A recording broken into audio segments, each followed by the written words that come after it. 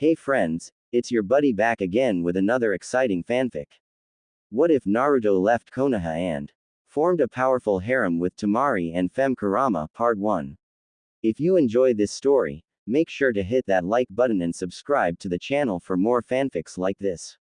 Now, let's dive right into the fanfic. Naruto was, for a lack of a better word, fucking sick of everything.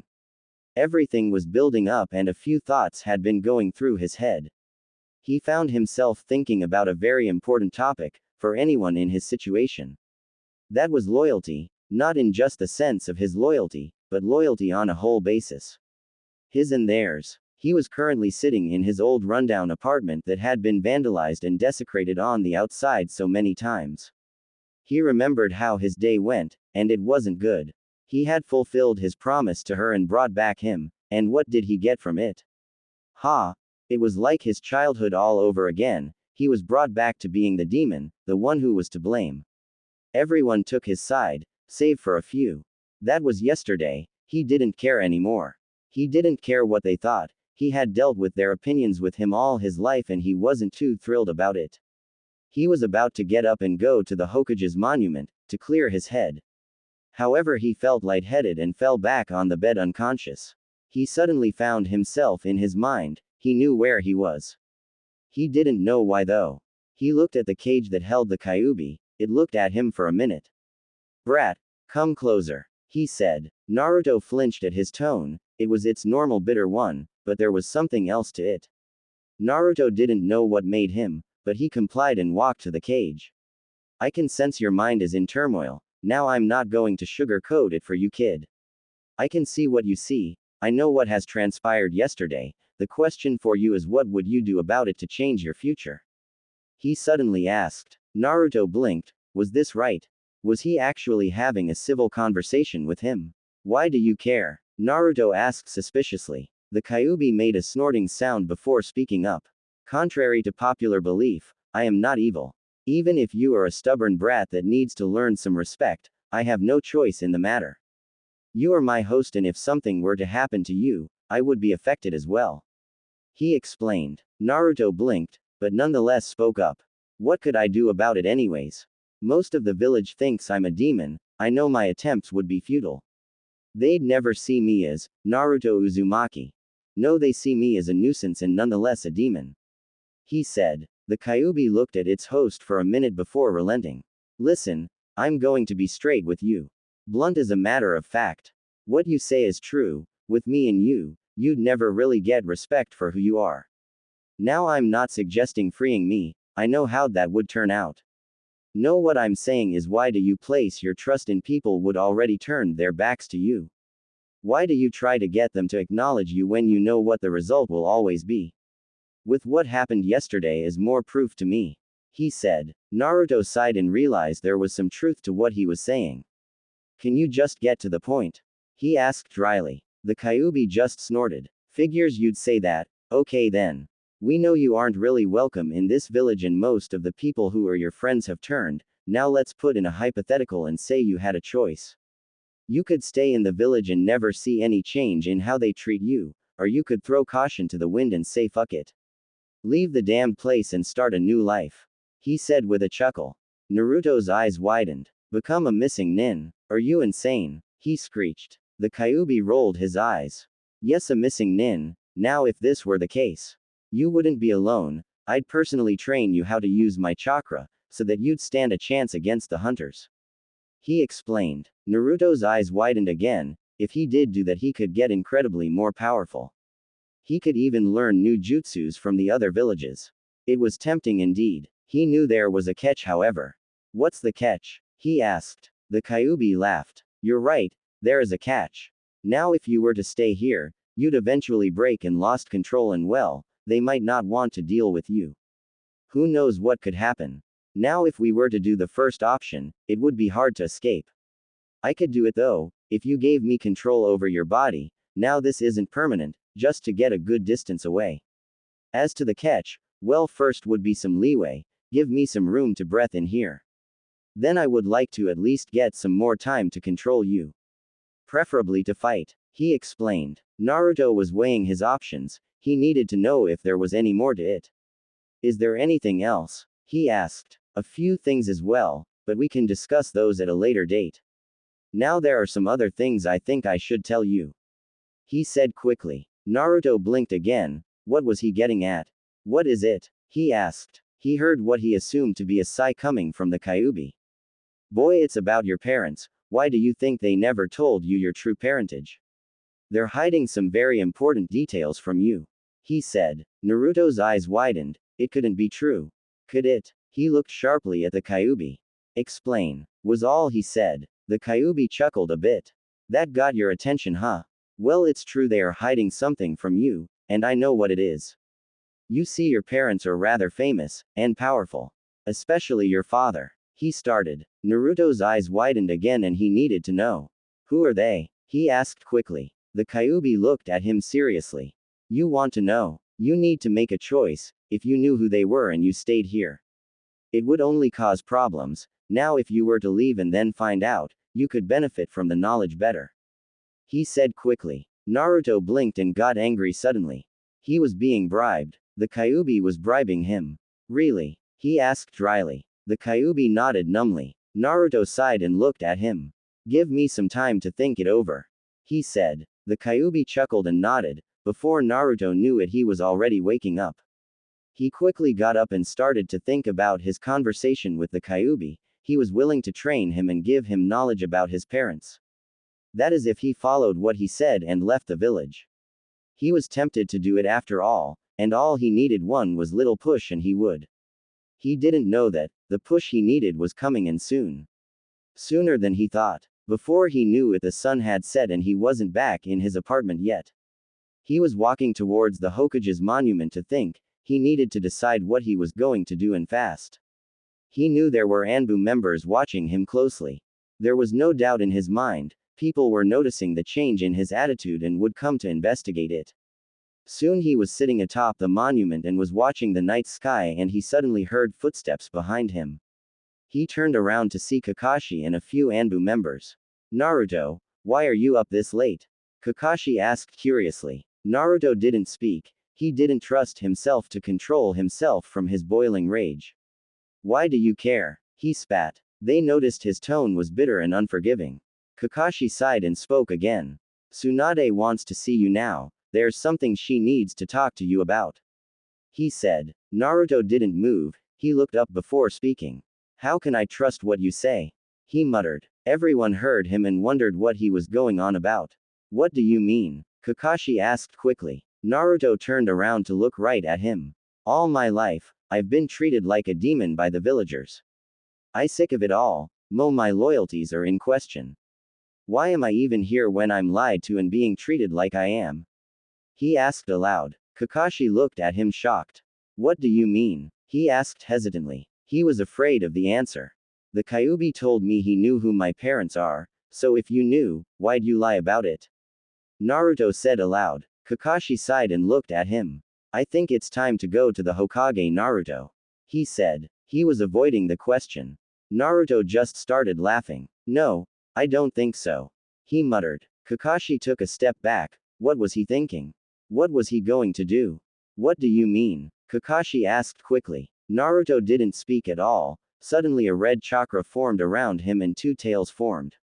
I think the brat said it pretty clearly. It was the Kyuubi. Everyone took up defensive stances. The Kyuubi was now in control. The escape and aftermath. The night air was chilling, no words were said. However, everyone that was in the area could feel the spike in chakra, and it was enormous. Currently at the scene was Kakashi. He didn't expect this at all. What have you done to Naruto? He asked seriously. The Kyuubi chuckling noise, and glared at the man. Why do you care? You'd rather train that Uchiha or that pink-haired girl rather than my host. You know it's true too, remember the Chunin exams? He said dryly. Everyone was shocked at his words, for one reason. It seemed that he actually cared for the boy. Kakashi still didn't care. Why did you take over his body? He asked angrily. The Kyuubi snorted and laughed aloud. I'm afraid you're mistaken. Naruto has given me control, not the other way around. I have his permission to take over. He dropped a bomb on them. They were shocked. What was going on? What was the Kyuubi planning to do? Before anyone could speak up, a couple more people arrived at the scene. Tsunade, Jiraiya, Asuma, and some of Naruto's friends were there. Ino was clearly shocked at seeing the chakra. Shikamaru's eyes widened as he saw it. A crowd was gathering. Sakura arrived in time with Sasuke, who still was hurt. He was wide-eyed at the sight before him. What is going on? Tsunade shouted in fury. The Kyuubi turned to the fifth Hokage and chuckled.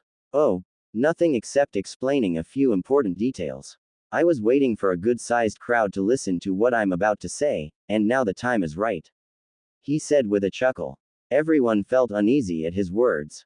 What was about to be said? Jiraiya didn't even hesitate and shouted. What have you done with my student? He shouted. The Kyuubi looked at him boringly and replied. Your student. Please, all you taught him was how to do the Rasengan. Granted, he does think of you as his real sensei, rather than that piece of shit Kakashi. Now that everyone is here, I think it's time to clear the air a bit. Get some stuff off my host chest that needs to be said. Firstly, you are bastards and backstabbers, specifically you two. He said. Everyone watched as he pointed at Kakashi and Sakura. They wondered what had happened. Jiraiya sighed and looked at the Kyuubi. They know what they did, but that doesn't explain the fact why you're in possession of Naruto. He said. Everyone wondered what he knew. What happened? Tsunade asked quickly. Kakashi looked down and Sakura didn't even say anything. She glared at the Kyuubi. Those two had an argument with Naruto and it seemed it affected him deeper than I thought. Jiraiya spoke up. Tsunade looked enraged. She stomped over to Kakashi and got in his face. What did you say? She asked, furious. Kakashi sighed and explained what went down the day before. As Tsunade heard it, she only got more angrier at him and her apprentice. She walked over to Sakura and glared at her. What right do you have to judge how he acted? If he didn't do what he did, he could have died. She shouted. Sakura glared back at Tsunade and replied back. I don't care what he thought was right. He almost killed him. She shouted stubbornly. A loud smack was heard suddenly. Everyone turned to see a red mark on Sakura's cheek. Tsunade had smacked her hard. No one expected that at all. They knew Tsunade was a mother figure to Naruto and would do anything to protect him as well. They should have expected her to do that though. I have half a mind to punish both of you for what you have caused, however we have bigger problems to deal with right now. She said aloud. Everyone turned to the chuckling Kyuubi and wondered what was going on. You're right, Tsunade, we do have bigger problems to deal with.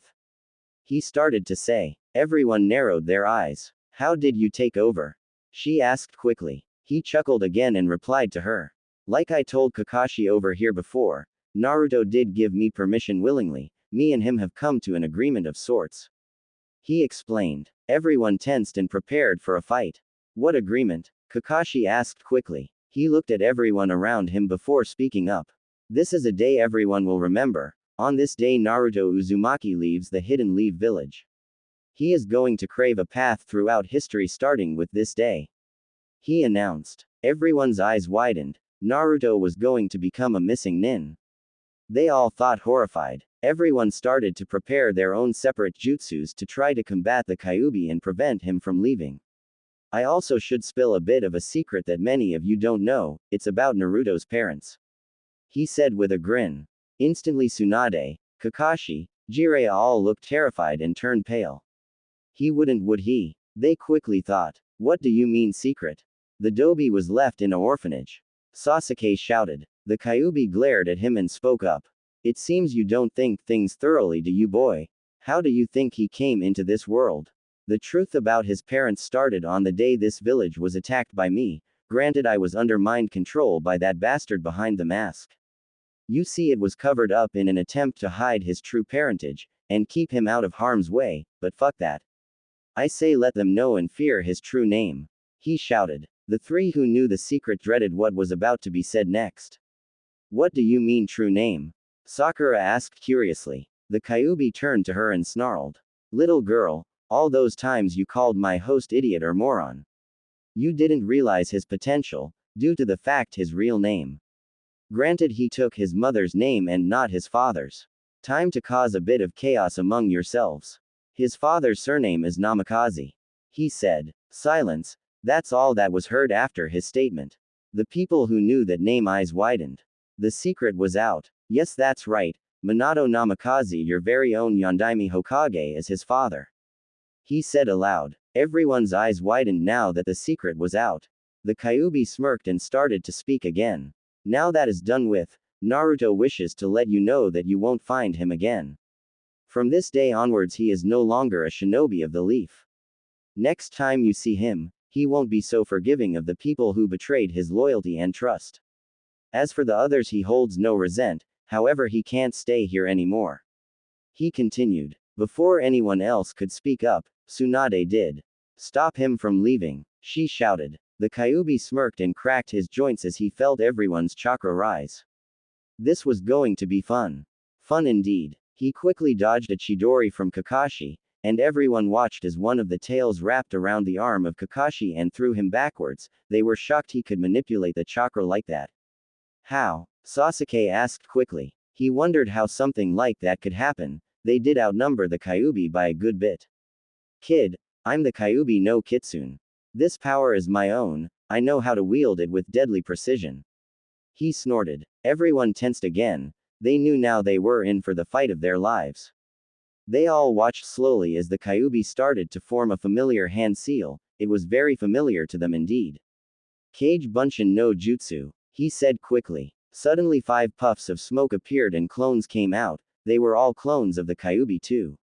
Everyone felt the chakra the clones had, it was immense. The Kyuubi was truly terrifying when it wanted to be. Everyone watched as the Kyuubi smirked and started to speak. I'm afraid stopping me is impossible, it is futile. He said quickly. No one listened and they charged forwards with the intent of stopping him to their fullest abilities. Suddenly everyone froze as the Kyuubi started to charge a large amount of chakra. They watched as his tail started to turn darker as 2 more formed. He was in his 4 tails form, and it didn't look like he was going to hold back. With no words said, everyone charged once again. Kakashi quickly formed another Chidori, but it futile as it was met with a clone's Rasengan. The clone was using the vermilion version of the move, effectively making overpower the Chidori by a large margin. It was a battlefield. Ino's team were dealing with 2 clones and were hopelessly outmatched. Tsunade and Jiraiya were taking on the real Kyuubi in its 4-tailed form. Jiraiya decided he had no choice. The Kyuubi watched with interest as he noticed the man's chakra rising by a large bit. Tsunade noticed it too and turned to him. They watched as he placed his hand on the ground. He was doing a summoning. They watched as none other than Gamabunta the chief toad was summoned. Jiraiya, why have you summoned me? He asked aloud. Jiraiya pointed to the Kyuubi. We need to stop the Kyuubi from escaping. He explained. Gamabunta took a look at what was currently going on. It was a big situation, no doubt. The Kyuubi growled as he knew this fight was starting to get a bit unfair. He was in his 4-tailed form and he was about to face off against the chief toad, who no doubt could easily handle him in his 4-tailed form. He quickly came up with a plan. It was a last-ditch effort, being that they were still on top of the Hokage's monument. He could get a little reckless. He knew Naruto wouldn't like it if he destroyed the village. He wanted to leave and start anew, not destroy it. Everyone watched as the clones dissipated, leaving the Kyuubi to himself. They knew he was planning something. He suddenly roared and charged his chakra even higher. He was starting to gain more tails. He stopped at 6. Everyone stared at him as pieces of bone started to form on top of the chakra he possessed. Surprising everyone, he curled his tails around him and swung them in a windmill motion. He was trying to create some room. He proceeded to leap in the air and formed 2 large Rasengans in his hands. They wondered what he was planning. It seemed like he was going to fall down to the ground and aim them at the ground. However, they were shocked as he placed both of them together. In an instant they blew up, thus launching him higher into the air. He was about a good 40 feet in the air. They all started to run away from the blast site as he plummeted back towards the ground. They all watched as he neared the ground. He slammed his tails like a hammer and made a big shockwave, knocking everyone back and kicking up a lot of dust. He knew it was time to make his getaway while everyone was distracted.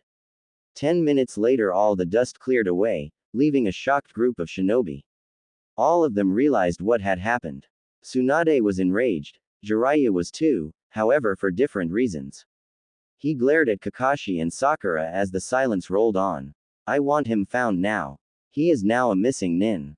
Bring him back here at any cost. Tsunade shouted in fury. She then looked to Kakashi and Sakura. You two, meet me first thing in my office in the morning. You'd better not be late. She said through gritted teeth. She turned to Jiraiya and spoke up. Jiraiya, you trained him more than Kakashi, so you should be able to figure out his patterns. Think about what he would do and find out where he could be going. She said quickly. He nodded and sprang into action and sprinted off into the night. Tsunade was barking orders left and right. She needed to do damage control quickly. It would only be a bit before the council heard of the whole ordeal. They would want him to be found quickly. Once they learned the truth about his parents, there would be no going back. As everyone was still in their stupor, she noticed something in the middle of the crater that was caused by the impact of the Kyuubi. Quickly dashing towards it, she kneeled and picked it up. It was his headband. To her, it was now real. It dawned on her. He left, and didn't plan on coming back. Scene break the morning after. Kakashi and Sakura were currently walking to the Hokage's office. They knew they were in for a rough lesson about what they did. Sakura couldn't help feel guilty. However, one thing was currently nagging her mind. Kakashi, is Naruto really the son of the fourth? She asked. He turned to her and nodded numbly. Yes, it was kept a secret for his safety. However, now that doesn't matter. It's only a matter of time before the rumor spreads and the other villages learn of the truth. He said quickly. They looked around the village to see it in a cheerful attitude. It seemed they noticed the lack of certain someone. They wondered what they would do when they heard about his father. They soon arrived at Tsunade's office and opened the door. As soon as they stepped in, they were met with glares from both Tsunade and Shizune. Shizune quickly left the room, probably to avoid letting her temper get the best of her. Tsunade sighed and spoke up. You two will listen very closely, and you will not interrupt me at all. She started. They both nodded and listened as she continued on. I have a mission for you two specifically.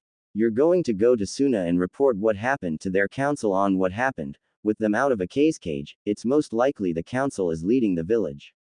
He can't be out of the land of fire yet, so if he were to start moving again, he might go towards Suna. Report back once you have done just that. She said quickly. They both nodded and left for Suna. She watched as they left the office and she sighed and looked at the paperwork on her desk. One piece of parchment on her desk pertained to a certain individual. If she signed it, she couldn't go back. It would already be done. It was to make Naruto Uzumaki a official missing nin. Somewhere in the land of fire, in a damp cave, a certain spiky-haired blonde was starting to stir awake. A drop of water did the damage and he bolted upright, his thoughts roaring to figure out what happened. Brat, calm down already. The Kyuubi said in his head. Naruto blinked and stood up. He looked around the cave he was in. He assumed the Kyuubi put him here when he was far enough from the village. So what happened? He muttered in his head. The Kyuubi began to tell him what had happened. Naruto's eyes narrowed when he heard about it. So my father? He asked in his head. The Kyuubi sighed and knew it was time to tell him. Your father was the Yondaime Hokage, Minato Namikaze. He answered. Naruto's mind ran a blank. He then screeched in his head. Which clearly annoyed the Kyuubi, with an effective shout telling him to shut it. So where are we and what now? Naruto asked quickly. The Kyuubi was silent for a bit. We're still in the land of fire. I'd suggest going to one of the smaller villages and getting some supplies. Maybe try to change your appearance a bit. The Kyuubi said. Naruto nodded and proceeded to climb out of the cave and begin his new life. Training and mistakes. As he sprinted across the terrain, Naruto had his own questions he needed answered. He wondered what training the Kyuubi was going to give him. He knew it was going to be rough. He knew without a shred of doubt that it wasn't going to be easy. He knew that Fox was going to have some kind of sadistic pleasure in torturing him with grueling hours of training. He knew it was the truth too. He was currently deciding what his best course of action would be, and it was about which village to go to. He needed supplies for sure. He also needed to get out of this jumpsuit. He stuck out like a sore thumb in it. He was going to get a mask like Kakashi wore. It would definitely make it harder for someone to recognize him. He wasn't about to be stupid and waddle into Suna. He had no doubt in his mind that Tsunade had sent a party to there to inform him of his escape, so he couldn't risk it. So he was debating on going to Kusa and shopping there, then heading out again before anyone got suspicious of him. They were allies with Konoha after all. So he needed to proceed with caution. He also knew he couldn't go crazy with spending, granted he did save up a good bit of Ryo. However, he knew it would only last him so long, so he needed to be careful and make sure to not overspend. He needed just the essentials. So with those thoughts in his mind, he raced towards his destination. He assumed it would be an hour or two before he reached it. Before he knew it, he had already arrived at the village. He needed to be careful. He couldn't stay forever and people would know a new face. So with his thoughts in place, he walked into a general store. The clerk instantly knew he wasn't from around the village, obviously someone new. "Hi there. New to Kusa, huh? What can I help you with?" he asked quickly. Naruto looked at him and needed to put his words carefully. A missing nin was a very big deal. If the clerk had tiny bit of suspicion that he was one, he could easily go to the leader of the village and report his suspicions. Naruto cleared his throat and spoke up. "I'm in need of few supplies, firstly needed to get a change of clothes and some hair dye," he said quickly. The clerk narrowed his eyes, he obviously thought something was up. "Why the hair dye?" he asked quickly. Naruto gulped and decided to bluff and bullshit his way out. "I'm on an undercover mission from my village, can't have anyone knowing who I am or recognizing me. That's why I am not wearing my headband," he bluffed. The clerk's expression changed quickly.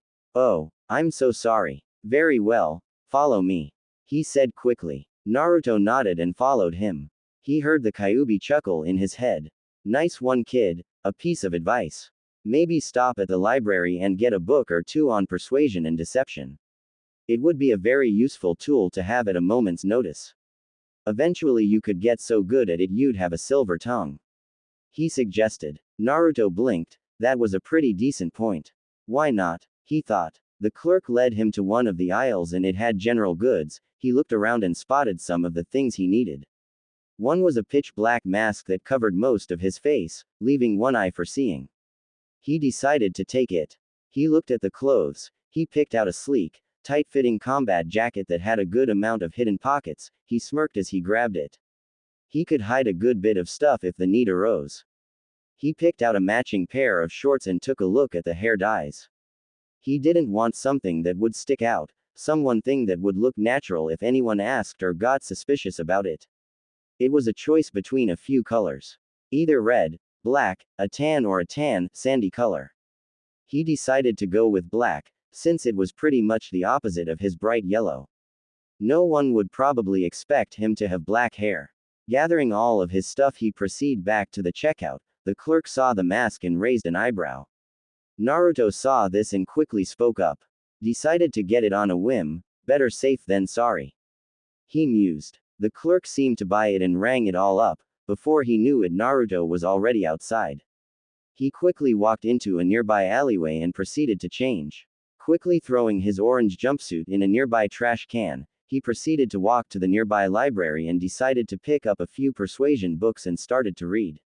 He chuckled as he read the title. Speechcraft for Morons. However, he opened the book and started to read nonetheless.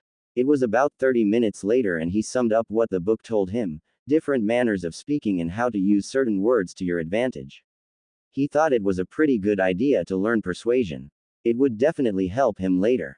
He eventually read what he could. He knew he couldn't stay in the village that much longer. He was sure Tsunade was already sending parties to the other villages to find any traces of him. He quickly put the book back and walked into the bathroom. It was time to dye his hair. It was a messy 15 minutes later and he finally came out with sleek black hair. He guessed no one would know he was Naruto Uzumaki. As he finally stepped out of the building, he looked at the mask and fitted it to his face. It was time to move on and decide his next course of action. Now he knew with this disguise he could go to some villages who knew his name. They wouldn't be able to see past his measures and wouldn't know it was him. Only a few people could be able to see past it. He knew if he ran into anyone from the Leaf, they would be harder to fool. He still needed to focus on training too. He shuddered at what he wondered it was going to be like. "So what's this training you're going to give me?" Naruto asked the Kyuubi. He waited for a response from the being he held. "First thing you need to learn about is your chakra. You have two types of chakra. Yours and mine, each with its own properties and affinities. He started. Naruto drew a blank. Affinities? He asked confused. He heard the Kyuubi snort before replying. I keep forgetting that those teachers you had at that academy barely taught you jack shit. You see, there are 5 affinities: earth, fire, lightning, wind, and water. I have the fire affinity with my chakra, while yours is a wind affinity. He explained. Naruto's eyes widened, then he rose an eyebrow. How do you know mine is a wind affinity? He replied confused. The Kyuubi snorted again before replying. Brat, I've been with you since you were born. I can easily tell what your chakra's affinity is. Now on to the next part. Wind chakra is very deadly and precise when trained right, however I don't know how to train in that area, so we will work with my chakra. Since it's your best bet at staying alive against the hunters that will no doubt come for you, we will start with my chakra. He explained. So what exactly can I use your chakra for? Naruto asked confused. He assumed the Kyuubi was rolling his eyes as he spoke. My chakra is very powerful, as you know. It has multiple applications. The most obvious is fire release, that is the easiest to learn. However, that's not what I'm going to teach you first. Chakra is very malleable and as such can be used in multiple ways. To start your training, you need to meditate so you can come inside your mind so we can proceed with the next step. He explained. Naruto nodded to himself and found a nice spot to sit down. He slowed his breathing to a steady rate and calmed down. Not a thing interrupted him as he delved deeper into the silence. Soon he found himself going deep into his subconscious and found himself standing before the Kyuubi itself. Good, now we can proceed, he stated. The Kyuubi then held his fist out and looked to the boy. Bond our chakra together, it will be easier for you to call upon mine afterwards. He explained. Naruto nodded and placed his fist against the Kyuubi. Once he did, he felt a rush of power. Suddenly his subconscious started to fall apart as woke up. He looked at his hands to see no real difference. Now it's time for you to call upon my chakra. To do so, reach deep down and pull it from the depths. Search for an intense source. You'll know when you find it. He explained. Naruto hummed and focused. He felt a roaring sensation of pure flames. He pulled it forwards and it started to ignite like gasoline was poured on it. Suddenly chakra flowed like it endless. He looked at his body, covered in the red chakra. It was like the time when he faced Neji, except it seemed more controlled and tamed. Like he could use it freely. He chuckled as he knew he could now. Now before you go crazy and test it out like no tomorrow, you need to know this chakra is like a beacon in the night. Any sensor will be able to pick up the massive spike in energy. It's my chakra after all. You need to hurry and do some quick tests and then get rid of the chakra and get the fuck away from the area. Anyone nearby will, he explained. Naruto nodded to himself. He knew what it meant. He should only use it when it was absolutely necessary. He was going to train a bit with it though, so he did get a good grip on it. At least he would know how to use it right when the time came. Okay, now with my chakra, you can use a very special property it can utilize. It's called Fox Fire. As a kitsune, my chakra allows for it use. Fox Fire is very powerful. It doesn't need any hand signs to use either, so it's versatile. To use it, imagine the chakra igniting and its temperature increasing. If you do it right, you will summon the Fox Fire. He explained. Naruto nodded and closed his eyes, then started to concentrate. He started to feel his hands get hot. He concentrated even more on that sensation and it felt like they were burning. He opened his eyes to see them covered in golden flames. He could tell they were very powerful. Doing an experiment, he wondered how they could be manipulated. He quickly noticed it was tougher than he thought. He was about to make the flames swirl around him like a cloak, however that was really all he could do. He needed more practice. That is good enough for now. As you must have noticed, the fire is very difficult to manipulate. Once you get the hang of it, you'll be able to do quite a bit with it. The Kyuubi said quickly. Naruto nodded and let his chakra fade. Once it did, he took a look around. No one was around, so he knew it was okay to start to move again. He needed to think of his next course of action. He was thinking of making a pit stop to Suna and Rakan to see what was going on there, and if anyone knew his whereabouts. He needed to have some kind of information on what was going on in Konoha, so Suna it was. If you're going there, make sure to stay under the radar. I have a feeling we're gonna hit an obstacle soon. The Kyuubi said. Naruto hummed to himself and nodded to the Kyuubi's advice. He began again towards his next destination. He knew Suna was about another 5 hours from where he was. He wasn't in a hurry though. So with that in his mind he set off at a nice pace. Scene break with Kakashi and Sakura. The two of them stood at the gates of Konoha, ready to depart to Suna. Kakashi looked to Sakura and spoke up. You ready? He asked. She nodded and both of them started. Kakashi knew this trip was going to take most of the day to make it. He wasn't in a hurry either. However, he didn't know something would cause him to rush. It was about 3 hours later and they weren't even out of the land of fire yet. It was until they felt a massive chakra spike. Kakashi and Sakura looked at each other quickly.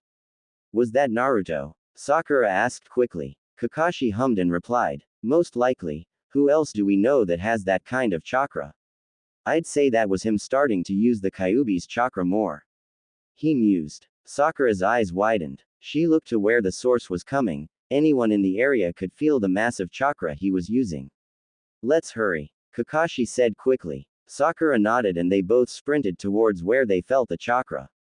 It was about 15 minutes later and they arrived at a clearing, however it was deserted.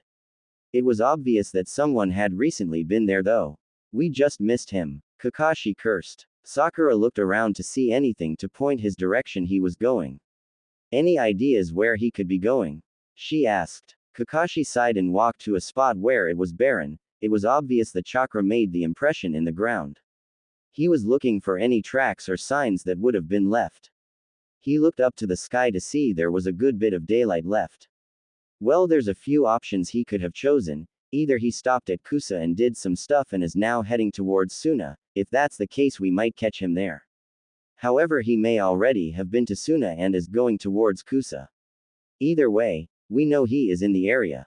We need to continue to Suna though. Let's hope we can find him there. He mused. They both started once again towards their destination. Before they knew it, they were already in Suna walking around. They spotted someone familiar to them. It was Temari. She looked to be shopping. They walked up to her and got her attention. Temari cautiously turned around and shocked to see them. What can I do for you? She asked quickly. Kakashi looked at her and spoke up. We need to speak to whoever is in charge. He said. Temari raised an eyebrow. What is wrong? She asked quickly. Sakura looked down while Kakashi replied. Naruto Uzumaki had become a missing nin. He said. Temari was surprised. The little hyperactive kid had ran away. She knew something was off. There was something they were hiding. What caused the run to run away?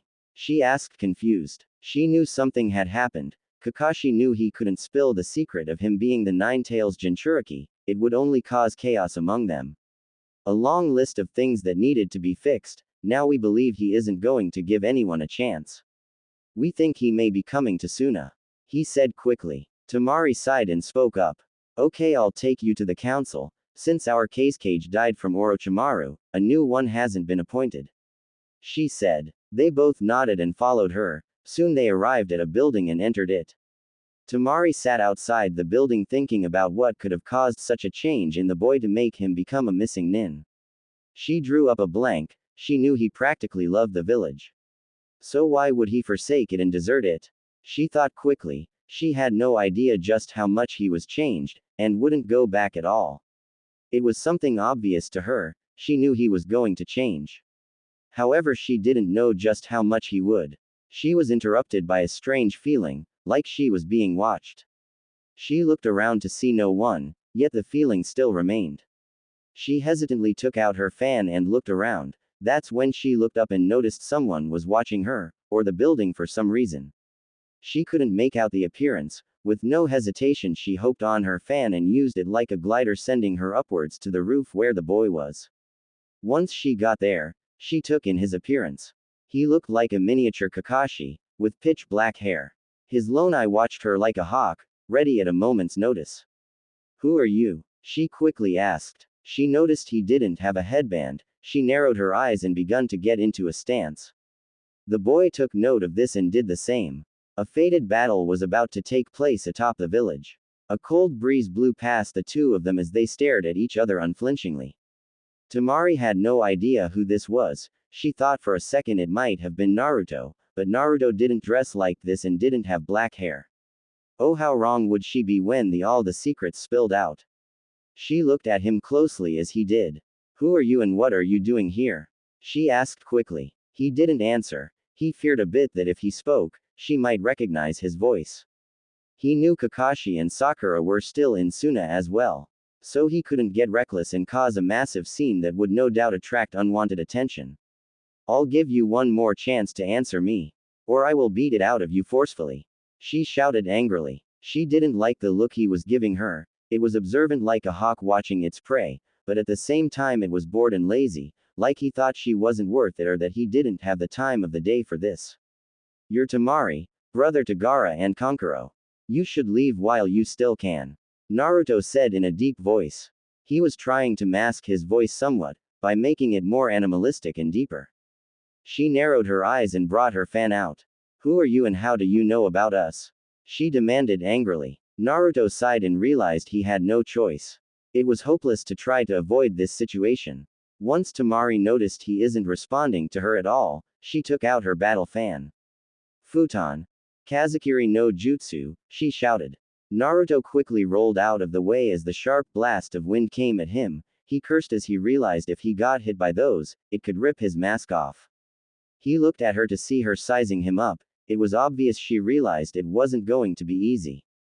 However, that wasn't going to stop her. She quickly let off another cutting whirlwind at him, which of course he easily dodged.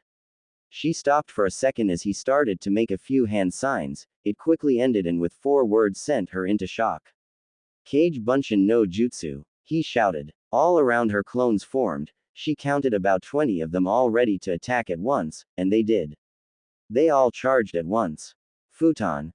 Kazakiri no Jutsu, she shouted again.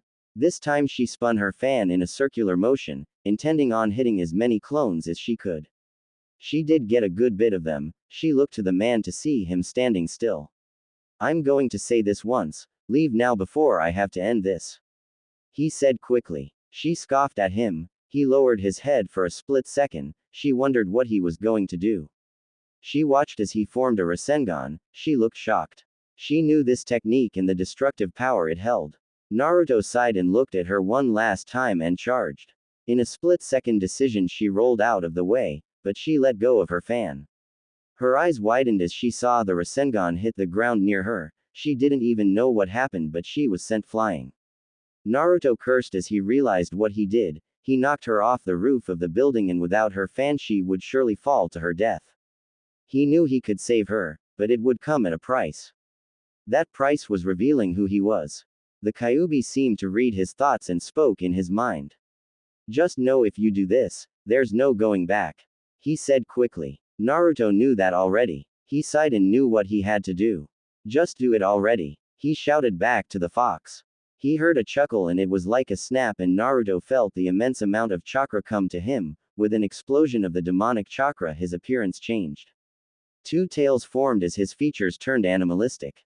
The mask was already starting to fall off from the wind blasts he was facing earlier. Now with his transformation it did the final part and it fell on the ground, leaving him exposed. You better hurry, that girl is falling to her death. The Kyuubi mocked in his head. Naruto just growled and got on all fours and ran as fast as he could and leapt off the building. Temari looked up just in time to see something coming at her. Her eyes widened with fear as she took in the boy's appearance. Before she knew it, she was grabbed by him and hoisted on his shoulders in midair. Hold on tight, he said through gritted teeth. Naruto was losing control and fast. He didn't have any training with his transformations, so he knew it would only be a matter of time before he lost himself. Temari shut up and watched in awe as he scaled the building with his claws. Before they knew it they were on a roof across Suna. Naruto dropped her quickly as he felt someone coming. He heard someone land and turned around to see none other than Kakashi and Sakura. Naruto. Sakura muttered sadly. Temari heard that and her eyes widened instantly. That's Naruto. She screeched aloud. She looked at the boy who was pouncing on all fours, ready to attack at any notice. I see you don't know about me that much. Naruto muttered through gritted teeth. Kakashi and Sakura were surprised to see him able to speak. they wondered if he had control. Are you in control? Kakashi asked cautiously. Naruto just glared at him and growled. For a little bit, yes. I haven't had much practice with the Kyuubi for my transformations. That doesn't matter, however. I'm not returning to that shithole of a village. He roared. Here's a little help, brat. Your transformation gets stronger with rage, while your level of control decreases as you gain more tails. To successfully remain in control of yourself, keep your mind calm and focused. He heard the Kyuubi in his head. Temari's eyes widened when she heard the word Kyuubi. He was a Jinchuriki. She quickly thought, stupefied. It hit her like a train. The Kyuubi was the most powerful of the tailed beasts, with it having 9. You're the Jinchuriki for the 9 tails. She exclaimed. Kakashi and Sakura sighed and looked at the still pouncing form of Naruto. Naruto, you must come back to the village, they need you. Sakura said aloud. Naruto just glared at her and roared. You shut your fucking mouth. Do you have any idea what it's like to be treated like a demon all your life? Tell me, what did you ever do to help me in my times of need? He shouted angrily. Temari's eyes widened once again. Gaara and him were so alike. She knew that was main reason Naruto got through to him. They were both considered demons by their respective villages. Kakashi sighed and realized there was no getting through to him, they would have to subdue him. That is if they could. Sakura, watch out. This is going to be a tough fight. Naruto will fight more animalistic and more unpredictable. Don't let down your guard. He said quickly. Sakura just scoffed and spoke up. You're right, even if he is powered up with the Kyuubi, me and you can take him on. She said foolishly. Kakashi was about to speak up, but noticed Naruto had vanished. He quickly turned to Sakura and looked above her to see him already in midair with his claws aimed at her. He quickly dashed and pushed her out of the way just in time to hold out his hand and grab the clawed hand that was aiming right for her. Kakashi couldn't believe it. How did he get so fast? He wondered. He wondered how powerful the boy could truly become. He was under the Kyuubi's own tutelage. He had no doubt Naruto would eventually become a force to be reckoned with. However, a part of him wondered if that was good or bad. Sakura looked fearful at the way Naruto ruthlessly attacked her and Kakashi. It was obvious he was going to do everything in his power to keep them from bringing him back to the village. Kakashi managed to throw him off. He looked at him wearily as he got back. Quit while you at it. You have no chance now. I will only grow stronger from now on. Naruto raged. Temari wondered what was driving him to be like this. The boy she knew as Naruto Uzumaki was nothing like this. He was a happy and joyful kid, not a rageful monster bent on something like this. Naruto, why won't you come back? Sakura screeched. She had tears in her eyes. Naruto saw this and closed his eyes. Suddenly a wave of chakra exploded from him as another tail formed. You have the audacity to ask me that after what you two did. Remember what both you said to me that day. Both of you have no idea what I felt after all of that. No one even tried to come to my side to see what was wrong. Only Jiraiya was able to see something was wrong. Then I find out about my parents from the Kyuubi, and I think to myself, who can I trust? This is your final warning. Leave now and don't try to find me again. I will never return to that village. He roared angrily. Temari looked sad at what she heard. It wasn't on a whim that he left. No, it was from all the clashing thoughts he had about his reasons. Then he found out about people lying to him, and it only shoved him further down the path he was on now, and there was no turning back now. She could only wonder what they did to him to make him like this. She also wondered what the others did. She knew if he was a Jinchuriki he would have a hard life. Please Naruto. Everyone wants you back. Sakura said aloud. Naruto scoffed and glared at her. Enough. Go back to your Sasuke that you wanted back so much. I did bring him back for you, didn't I? Then you turn your backs on me and say I almost killed him, please bitch. He used that cursed mark with a Chidori. It's time to end this. He said quickly. Both of them tensed as he started to form a familiar hand sign. Kage Bunshin no Jutsu. He roared. 3 clones appeared around him, each ready to strike at any second. Temari knew this fight was starting to get out of hand. She didn't have her battle fan either. So she was useless in stopping him. Raiden. Raiju Suiga. Kakashi shouted. Naruto watched as the lightning beast came charging at him with ferocious speeds. He only had one choice. He quickly formed a Rasengan in his hand and ran forwards. Everyone watched as the demonic red chakra rolled off the Rasengan like nothing. The two opposing jutsus quickly caused a gigantic blast that made everyone cover their eyes and ears. Naruto knew he had to do something quickly. He soon would start to run out of chakra, and that would be very stupid of him and especially deadly. He also knew his control over the tailed forms were dwindling every second that passed. How do I come out of my form?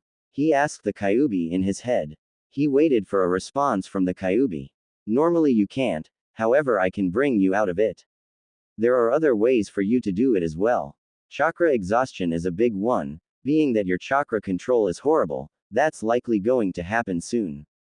It's time for you to come up with an escape plan. He heard in his head. Naruto nodded numbly and began to think on what to do. He suddenly came up with an plan, time to put it into motion.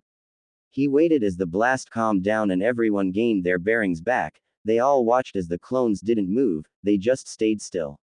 Kage Bunshin no Jutsu. Naruto roared even louder this time. All around them clones appeared on the roof. Kakashi and Sakura quickly put up their guards as they saw the clones. Temari wondered what he was going to do. Each clone looked at them with clear intent. They all looked to the clones to see them start to glow a golden color. It was some kind of fire. What is that? Sakura screeched. Kakashi didn't know. He knew it was some kind of fire. He knew that it was powerful also. I don't know exactly, but it is a kind of fire that Naruto must have learned how to produce. He mused. Everyone covered their eyes once again as the flames got brighter suddenly. It was starting to get intense, the heat was getting very hot as well. They suddenly heard a few scraping noises and what sounded like someone getting punched over and over again. What they didn't know is the clones had used that moment they blinded them to slingshot the real Naruto out of the way. He was already climbing the wall to get outside and into the desert and head to his next destination. Back where the fight had taken place, the blinding light had disappeared along with Naruto and his clones. Kakashi and Sakura were completely dumbfounded that he escaped. How? Sakura muttered. Kakashi didn't even respond and looked up to the sky and sighed. It was time to report to Tsunade. Temari on the other hand was feeling a lot of emotions, the main one was anger. Why did they insist they needed to get him back when they knew he wasn't going to come back?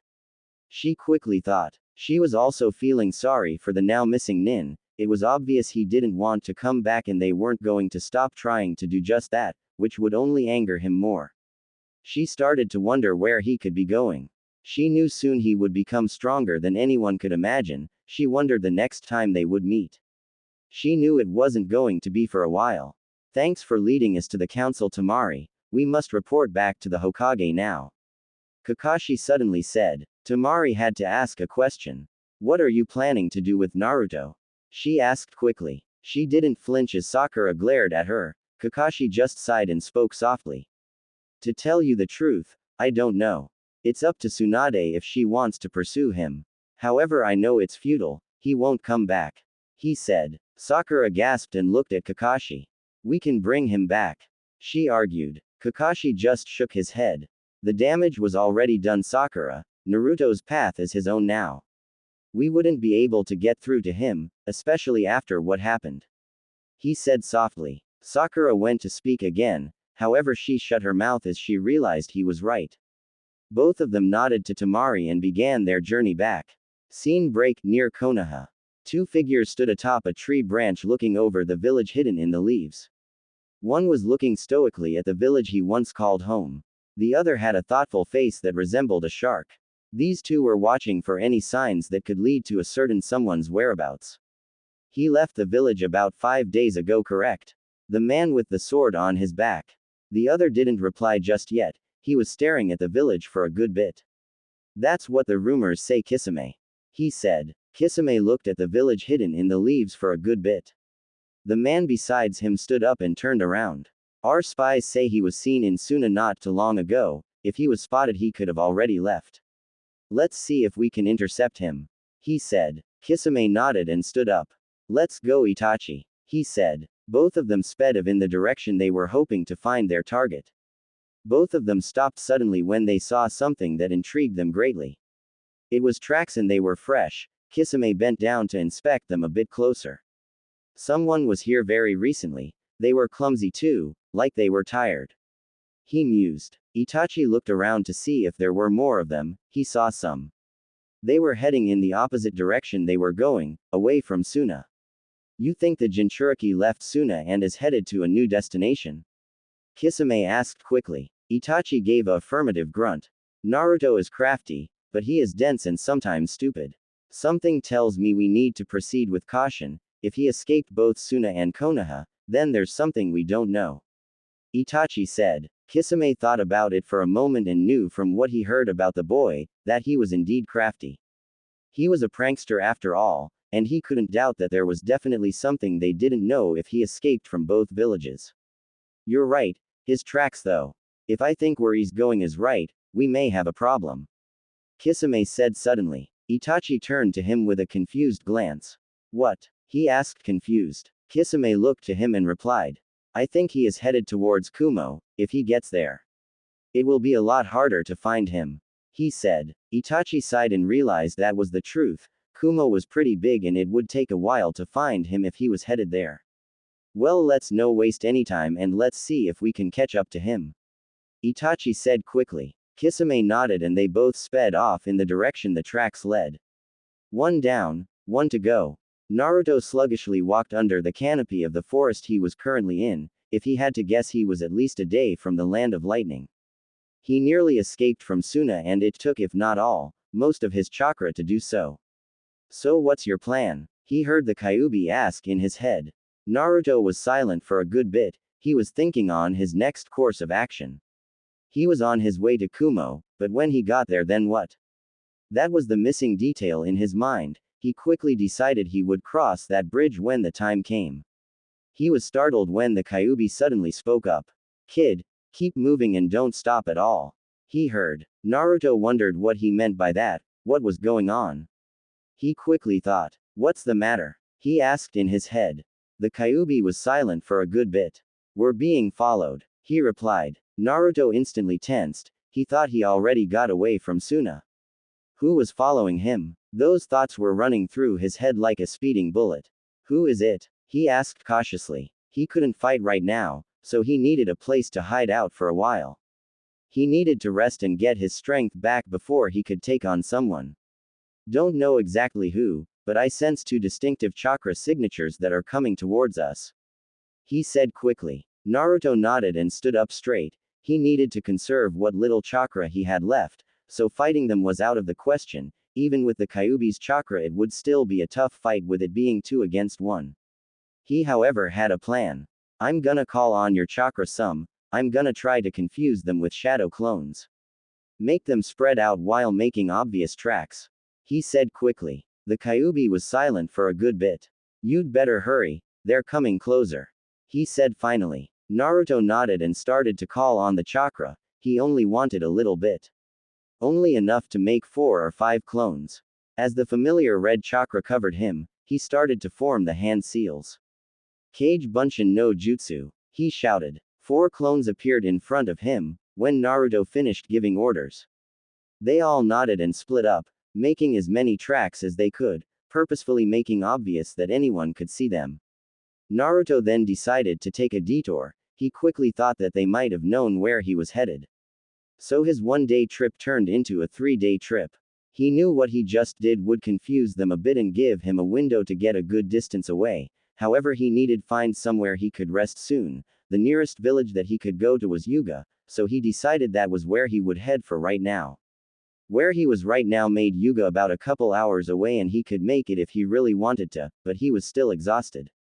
So he opted for looking for something hidden, so that his chances of being discovered were slim. He also preferred something that had multiple escape routes. If the need arose, he could use them. After about 10 minutes of searching, he found a spot that was covered by dense trees and a cave that had an overhang. He didn't know how far the cave went and what was in it. He didn't want to go exploring either. Settling down by an enclosed area by the cave, he began to make a small fire pit. He wasn't going to light it yet. He needed food, so that meant only one thing. He was going to have to hunt for it. That was one thing he never had to do, so this was going to be a trial and error type thing for him.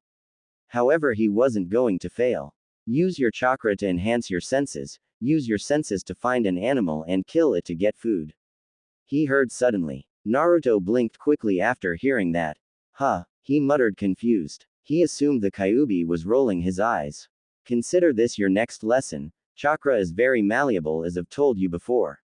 As such, it can be used in quite a different number of ways. Chakra can be used in a single place to strengthen that area, as such it can be used in a multiple of ways. That boy with the dog used his chakra to enhance his smell during the fight with you. You can do the same if you learn how to. The Kyuubi explained. Naruto listened as the Kyuubi continued on. There are also different types of chakra. One could very well solve this problem you're having. It's called senjutsu. It is the natural energy that you mix with your own chakra. People who utilize this chakra are called sages, and they enter a mode called sage mode. He continued. Naruto blinked and spoke up. How do I use senjutsu? He asked. The Kyuubi chuckled before replying. To learn how to use senjutsu requires 3 things. One is sensing the natural energy, then you must let it gather around you by meditation. Then finally you must learn to mix it with your own chakra. He explained. Naruto knew there was something else that he wasn't telling him. What's the catch? He asked quickly. The Kyuubi chuckled and replied. There is a catch. You see, those toads have a special oil on their mountain that makes it easier to learn how to use the natural energy for sage mode, since we don't have that luxury. It will be twice as hard to learn it, it's not going to happen overnight. He explained. Naruto sighed as he heard the Kyuubi. He knew it was going to take a while to learn to use senjutsu, so he needed to figure out a time when he could start to meditate and learn it. After all, he was being chased and was currently a missing nin, so senjutsu would have to wait. Is there anything I can do to help find an animal to kill it, so I can get food? He asked quickly. The Kyuubi was silent for a while. You could use the first step of senjutsu to search for the natural energy that an animal would have, a life force to be exact. He explained. Naruto just sighed and found a quiet place and sat down. It was obvious to him that was all the help he was going to get from the fox this time. He sat there for about 30 minutes and started to feel something. It was like a raindrop falling on a pond and causing a ripple, with the feeling spread out to him.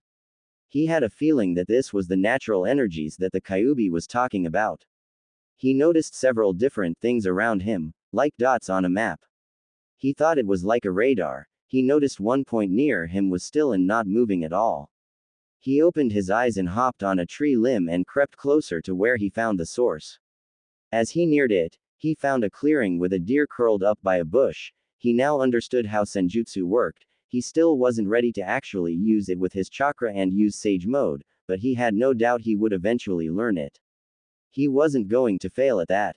He knew what he was about to do was something he'd never thought he would do, but it was that or starving. With no choice, he took out a shuriken and hurled it with precision at the sleeping deer. 5 minutes later, he was dragging the carcass to his campsite. I'm surprised you were able to sense the natural energy that quickly. Usually it takes a lot longer. The Kyuubi said suddenly. Naruto chuckled and began to set up a fire to cook the meat. He knew most of it was going to be wasted, so he only was making a fire for a few pieces. Once the fire was lit and some meat was being cooked, he sat back and began to think more on what his plans were. He remembered from what he read about his father that he and the Raikage fought quite a bit in the Third Shinobi War, and from the stories he heard from Gigi that they had respect for each other. So he was thinking about asking the Raikage to help him out. He wondered what would come of it though. Worst case scenario, he would let the Kyuubi take over. With those thoughts in his head, he began to eat his meal and started to doze off. Scene break, with Itachi and Kisame. Both of them were severely annoyed by the little runt's stunt. They had been fooled. Damn that kid, Kisame muttered annoyed. Itachi just looked around for anything that could lead them in the right direction, but there was nothing. This only proves my point that he is more unpredictable and clever than before. We should have seen this coming. He most likely used shadow clones as a diversion so that we would follow tracks that weren't by the real one. Itachi said quickly. Kisame nodded, but his eyes were a different story. He wanted to gut the little runt for making fools out of them. What now? He asked his partner. Itachi looked at Kisame before replying. If he is headed to Kumo like we think, then he is delayed a bit. With his diversion he most likely had to find a place to hide out, so I doubt he has made it that far. I think he may stop at Yuga since it's in the middle of his travel plan. We head there and wait for him, he said. Kisame nodded and they both started to head to the village. Scene break, with Naruto. Naruto awoke groggily and looked around. He was still in his campsite. As he remembered all that transpired the day before, he sat up and began to think. He had no idea on the whereabouts of the two who were following him, and given the fact that he wasn't captured in his sleep, he assumed his ploy worked and he had lost them. However, he knew it wasn't over yet. No, not by a long shot. He was bound to run into an obstacle at one point. That was the life of a missing nin. It was what he chose, so he had to face it head on. Quickly gaining his bearings, he started again on his way towards Kumo. He knew he better stop at Yuga to get some more supplies. He didn't feel like getting another mask. He knew eventually it would be useless. It was about 2 hours later and he saw the gates leading to the village of Yuga. He decided to take a cautious approach, just in case anyone knew who he was and if word got out he was a missing nin. He walked normally into the village and looked around for a bit. It seemed normal. No one was giving him suspicious looks or glares. He assumed he was good. However, the Kyuubi's voice in his head proved him wrong. Be on your guard, I sense those same chakra signatures from the other day.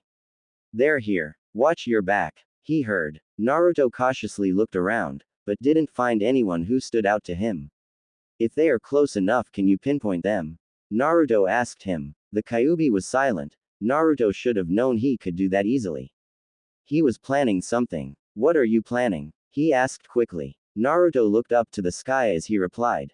It's obvious we can't fight here. It would attract unwanted attention. We bait them into following us. Once you pick out who is following us, we show a bit of power to get them to know it's us. Remember, I don't look like me anymore, so we need to let them know I'm who they are looking for. He explained. The Kyuubi chuckled. It was actually a pretty good plan. Okay, start walking around the village. Make yourself noticeable. Your black hair already sticks out like a sore thumb, so it shouldn't be hard to get their attention. He heard the Kyuubi. Naruto nodded and purposefully walked out in the open, stopping every few minutes looking around. He wanted them to see his face and know it was him. About 5 minutes later he was walking towards a store when the Kyuubi spoke to him. They're behind you now, the ones in the robes. He heard suddenly. Naruto looked over his shoulder, and sure enough was two people in a pair of robes he hadn't seen before. However, he saw someone he thought he'd never see again. Itachi smirked at seeing the now black-haired Naruto. Kisame couldn't believe his eyes. This boy was the one who fooled them. He couldn't believe it at all. Itachi knew Naruto was a lot stronger and more clever than ever. Naruto gave them the finger and dashed towards the gate and into the wilderness.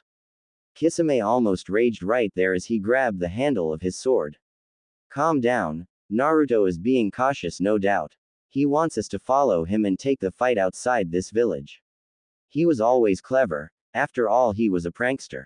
Itachi said suddenly. Kisame sighed and let go of Samahata and looked towards where Naruto went. Let's go already, he said quickly. They both left the village to find Naruto sitting atop a tree limb. He had a devious grin as the two appeared. Nice of you two to join me, huh? He joked. Kisame glared at him. Itachi just sighed and spoke. I must say, Naruto, you're no longer the same boy that lived in that village. You've become someone new, he said. Naruto chuckled at his observation. You're damn right, he said with a grin. Kisame was tired of the babble and pulled out Samahata and swung it as it extended towards Naruto. However, as it got close, Naruto poofed into smoke. A clone, Kisame muttered. Itachi looked around to see a ton of clones atop the trees. At least 50 of them were sitting there waiting for a order.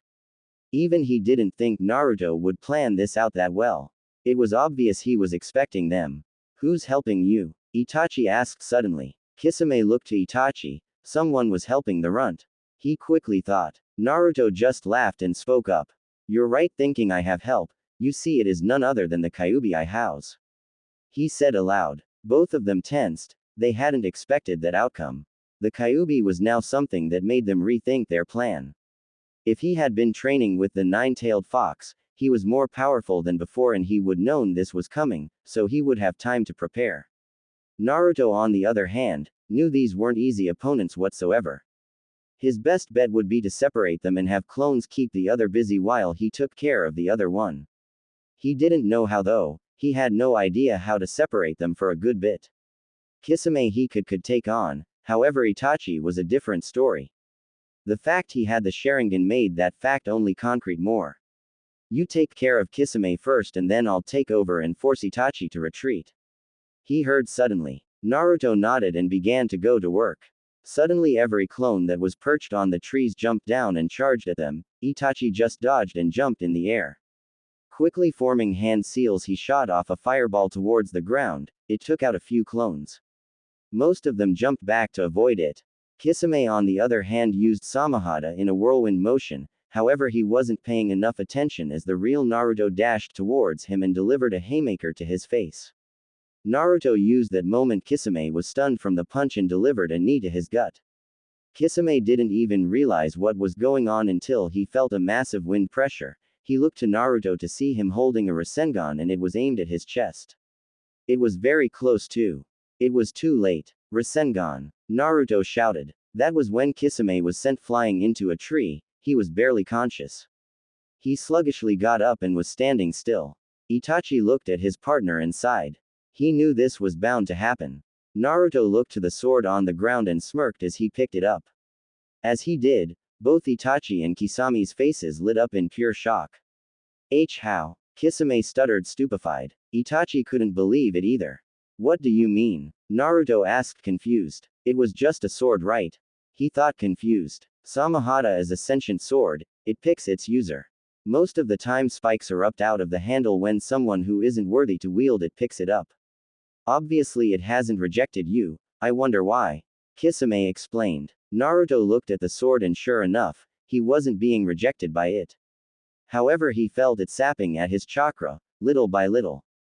It was the trade-off though, he knew it came with a price. It saps your chakra, right?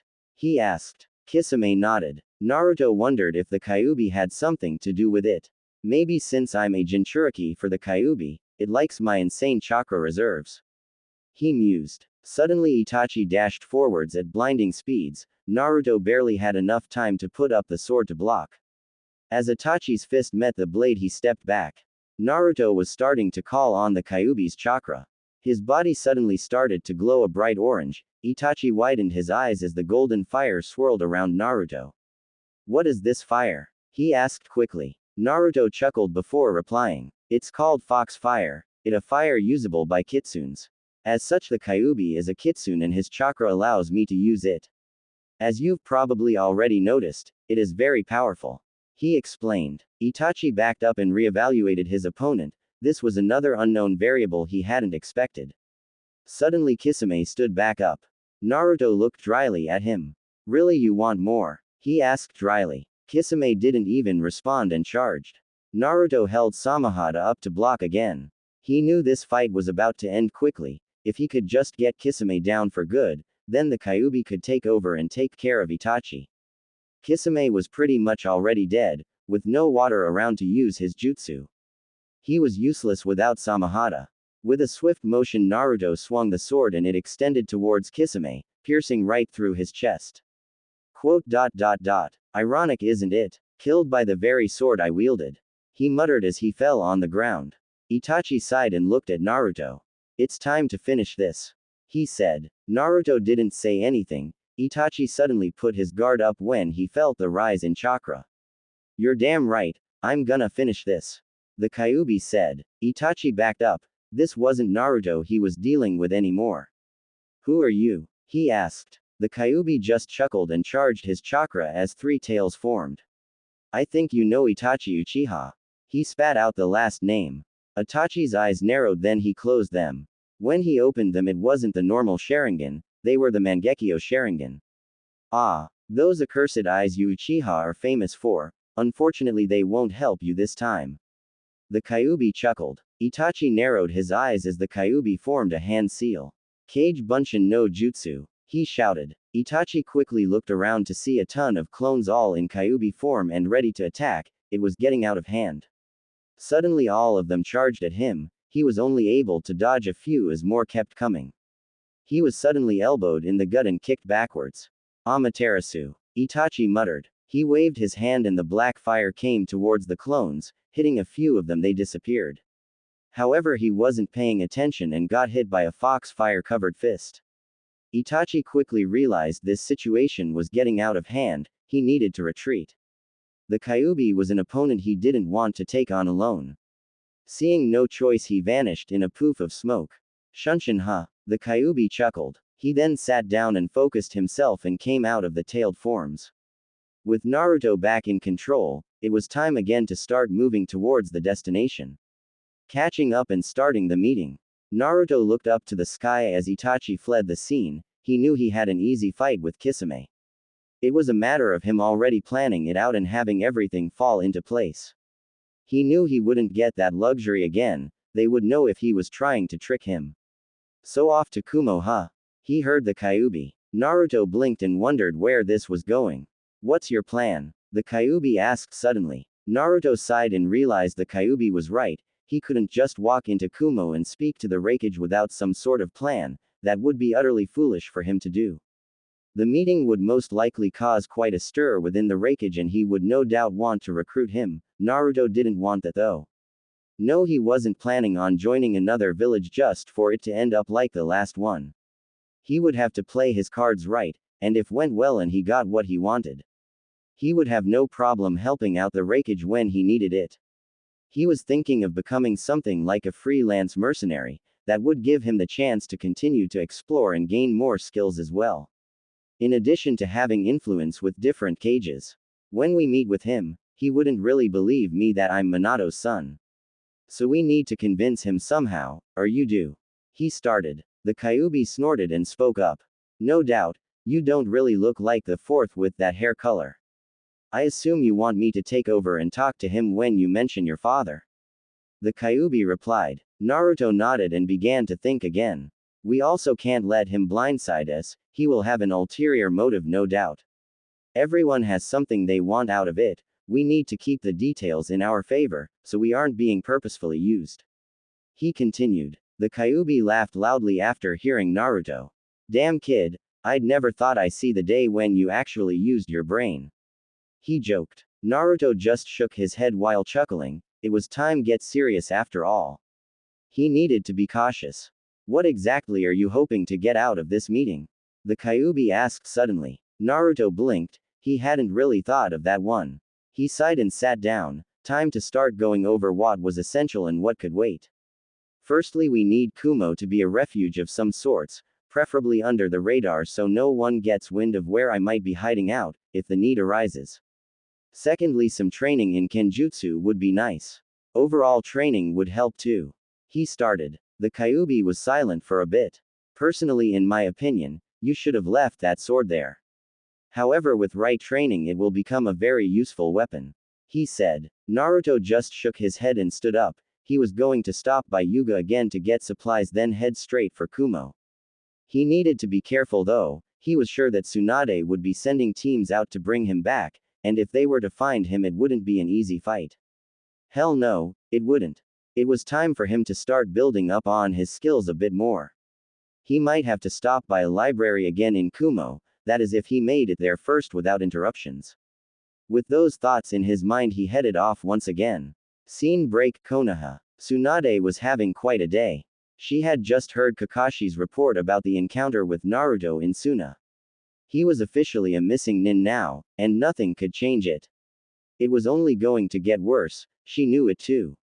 The council already heard about his heritage and demanded that he be brought back. They were naive and foolish though. She knew he would never come back willingly. However, that didn't stop them, they wanted him to be found. More like demanded him. Even she, the Hokage, knew butting heads with the council was stupid. So she had requested 2 teams to meet her today at her office to brief them on their new mission. Those 2 teams were Team 8 and 10. Suddenly the door opened revealing none other than those 2 teams. Asuma and Kurenai both stepped in first with their respective teams following behind them. Lady Tsunade, you requested us? Asuma asked curiously. Tsunade nodded and looked at everyone. I'm sure you know of Naruto Uzumaki's status as of late. She asked rhetorically. All of them nodded numbly. It was a very delicate subject nonetheless. A secret that was kept from most had been revealed and the effects were still rippling throughout the village. Tsunade took a deep breath and prepared herself for what she was about to say next. Once she did, there was no going back whatsoever. Kakashi just filled me in about an encounter with Naruto at Suna. It seems he's bent on not returning. He made it very clear to both Sakura and Kakashi as they tried to subdue him, but ultimately failed. He escaped once again and is on the move again. She started. Everyone's eyes widened. Kakashi failed? Ino asked shocked. Asuma and Kurenai obvious felt the same way. Kakashi was a person not to take lightly. Tsunade nodded numbly and continued where she left off. It seems he has gotten some training from the Kyuubi and has developed a type of fire he can use. Kakashi said he used it to blind them and escaped from there. She explained. Kurenai had a thoughtful expression on her face. Kaden Jutsu? She asked suddenly. Everyone turned to her as she asked it. They turned to Tsunade to see her shaking her head. Kakashi said he didn't use any hand seals or call out any names. All he did was call on the Kyuubi's chakra and the fire started to form shortly afterwards. She said. Everyone was perplexed by that statement. If that was true, it meant he was obviously growing stronger and had very useful stuff at his disposal. Also, that fire was very powerful. If it didn't use his own chakra and wasn't a Kaden Jutsu, it was obviously something they needed to watch out for. Your mission is to do the same thing Kakashi failed to do. Subdue him, not kill him. We need him back here. Now that everyone knows he's the son of the fourth Hokage, the council is foaming at the mouth to get him back. She explained. Everyone nodded. They wondered how this would all plan out. I'll leave the details on how you want to deal with it to yourselves, just get it done. She said with finality. They all nodded and left the office. As they walked out, they started to talk among themselves. So how do we go about doing this? Kurenai asked aloud. Asuma thought about it for a good bit. If we can get him to come peacefully, that's good, however we know that won't happen at all. Let's see. If he left Suna, he wouldn't stay in the land of wind that long, and he wouldn't go to Iowa. He must know how much they hate the name Namikaze. So Kumo, he said aloud. Shikamaru decided to speak up. Most likely, he knows he couldn't linger around Suna. He may act like an idiot, but he is fairly smart when it comes down to what matters. If he's serious about not coming back, he couldn't afford to make foolish decisions. He added. Kiba suddenly spoke up. You really think that Dobi can beat us all? 8v1 is a very unfair setup. He said indignantly. Shikamaru just shook his head and replied. Beat us? No. Outsmart us? Most likely. He isn't an idiot like most people think. How do you think he beat you at the Chunin exams? If he sets his mind to something, he can be very clever. I guarantee you that he has already anticipated the Hokage sending us, due to our abilities and who we are. He most likely knows what to expect from us. It would be very hard to fight us all. So he is most likely coming up with a plan to deceive us, and I wouldn't be surprised if it worked. Shikamaru said aloud. Kiba shut up after that. He knew it was true. There was more to Naruto than what everyone saw. They didn't look past the goofy surface to see what was underneath. We're also about 3 to 4 days away from Kumo, not counting setting up camp every night. That only adds more to his advantage. Shikamaru added. Asuma looked up to the sky as he spoke. Shikamaru is right, this won't be a run-of-the-mill mission. Combined with the tutelage of the Kyuubi, Naruto is even more dangerous and unpredictable. He said. Kiba noticed Hinata was fiddling with her fingers. He knew she was thinking about something. Most likely Naruto. What's the matter, Hinata? He asked curiously. Everyone stopped and turned to the shy girl. She looked up and spoke. I don't understand why Naruto turned out like this. She explained. Shino, surprisingly, was the one to speak up after her. What would you think if you suddenly found out you were to being lied to your whole life, and on top of that having to keep a secret yourself such as the Kyuubi and carrying such a burden along with it? No wonder he finally snapped from it all. He said quickly. Everyone turned to him as he spoke. They were shocked he would come up with that answer. However, they knew it was the truth. Kurenai turned to Kiba to ask him a question. Kiba, you should be able to track Naruto by his scent. She asked. Everyone turned to him, waiting for his answer. He thought about it for a good bit. It was possible. It's possible. His scent may have changed, depending on what he does to keep himself from not being recognized.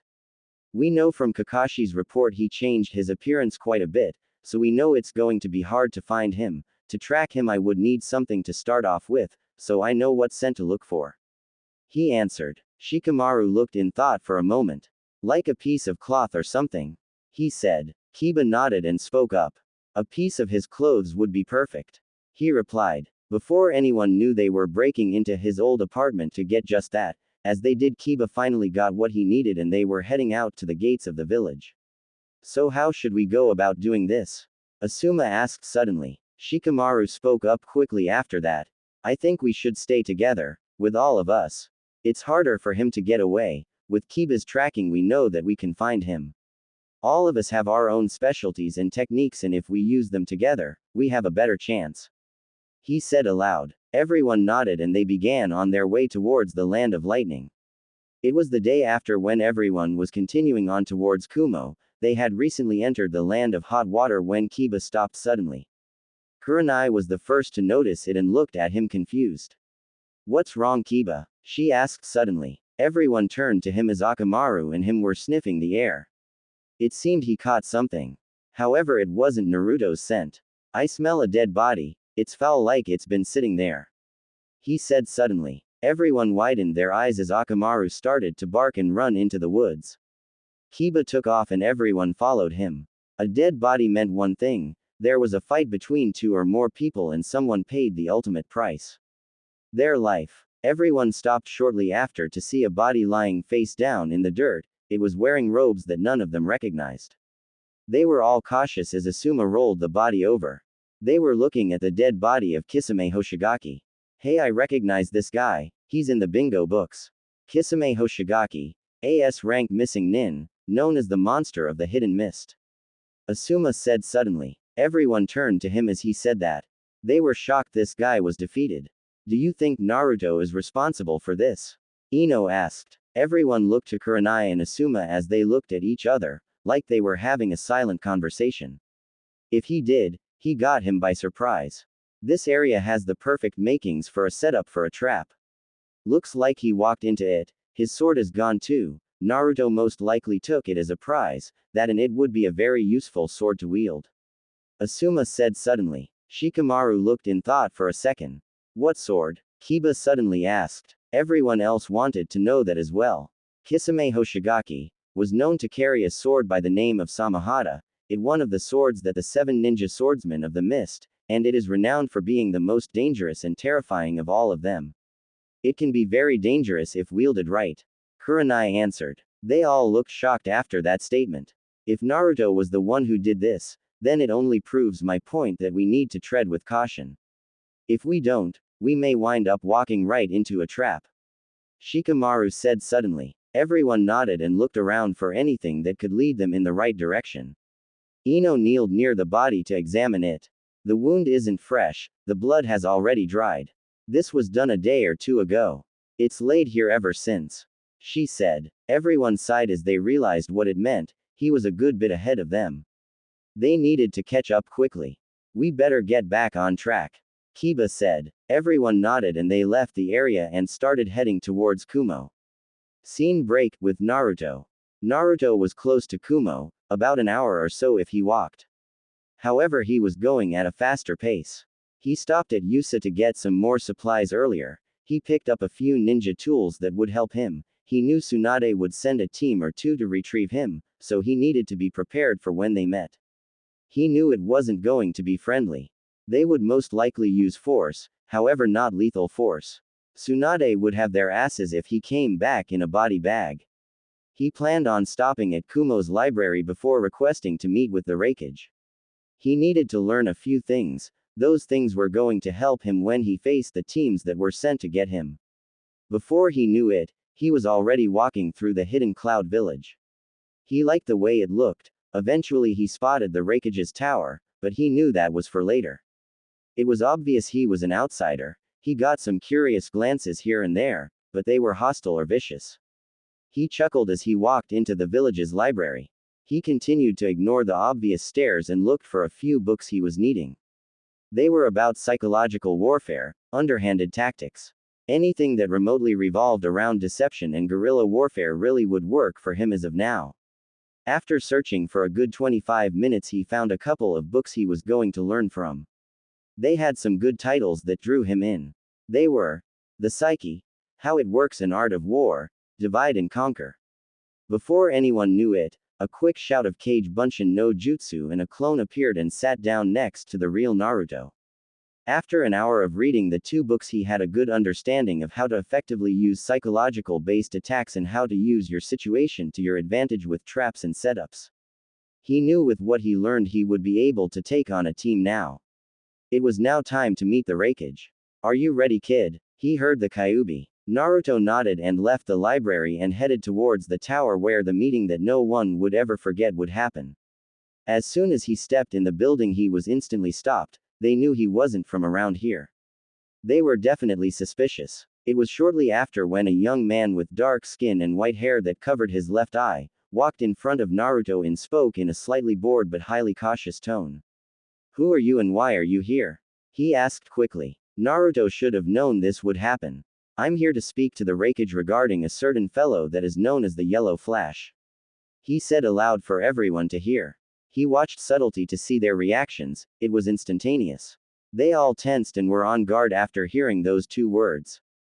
They all knew about the power that Minato Namikaze had and how much fear he spread with his famous techniques. The man in front of him narrowed his eyes. Who are you? How do you know that name? He asked, deadly serious. Naruto gave him a serious look. What I have to say must only be said in a private audience with the Raikage himself. He said calmly. The man didn't back down and spoke in a deadly calm tone. You say that and you obviously radiate the word secret. After all, you have a very famous sword on your back. Where is Kisame Hoshigaki? He said aloud. Naruto chuckled and replied. Shark face. Check the forests by Yuga. If you find his dead body, you'd know the answer.